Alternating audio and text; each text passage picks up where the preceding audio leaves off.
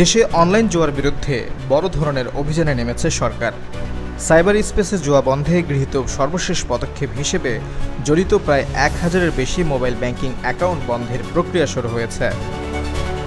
রোববার সামাজিক যোগাযোগ মাধ্যম ফেসবুকে এক পোস্টে এ তথ্য নিশ্চিত করেছেন ডাক, টেলিযোগাযোগ ও তথ্য প্রযুক্তি বিষয়ক প্রধান উপদেষ্টার বিশেষ সহকারী ফয়েজ আহমেদ তৈয়ব। জাতীয় সাইবার নিরাপত্তা এজেন্সির বরাতে তিনি জানান, সাইবার স্পেসে জুয়া খেলা সম্পূর্ণরূপে নিষিদ্ধ এবং এ বিষয়ে কঠোর পদক্ষেপ গ্রহণ করেছে সরকার। সদ্য জারি করা সাইবার সুরক্ষা অধ্যাদেশ 2025-এর 20 ধারা অনুযায়ী সাইবার জুয়া সংক্রান্ত যে কোনো কার্যক্রম আইনত দণ্ডনীয় অপরাধ হিসেবে চিহ্নিত করা হয়েছে। এ ধারায় বলা হয়েছে, জুয়া খেলার জন্য অ্যাপ, পোর্টাল, ডিভাইস তৈরি বা পরিচালনা, খেলায় সহায়তা বা উৎসাহ প্রদান, বিজ্ঞাপনে অংশগ্রহণ এবং সরাসরি বা পরোক্ষভাবে প্রচারণা চালালে আইন লঙ্ঘন হিসেবে গণ্য হবে।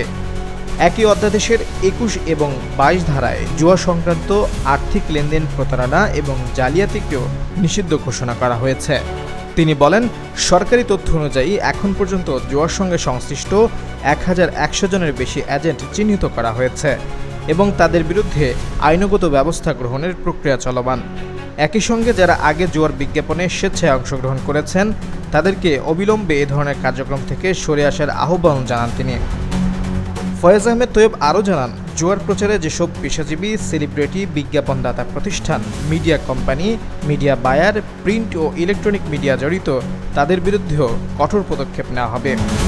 তিনি জানান, অনলাইন জুয়ার পিছনে থাকা অপারেটর, সফটওয়্যার ও tooling company, mobile financial service agent, bank, বীমা প্রতিষ্ঠান, এমনকি ক্রিপ্টোকারেন্সি লেনদেন এবং হুন্ডির মাধ্যমে আর্থিক সহায়তা প্রদানকারীদের বিরুদ্ধেও ব্যবস্থা নেওয়া হবে। এমন অবস্থায় জুয়া সংক্রান্ত যে কোনো তথ্য সরাসরি notify@ncsa.gov.bd ঠিকানায় জানানোর অনুরোধ জানিয়েছেন প্রধান উপদেষ্টার এই বিশেষ সহকারী।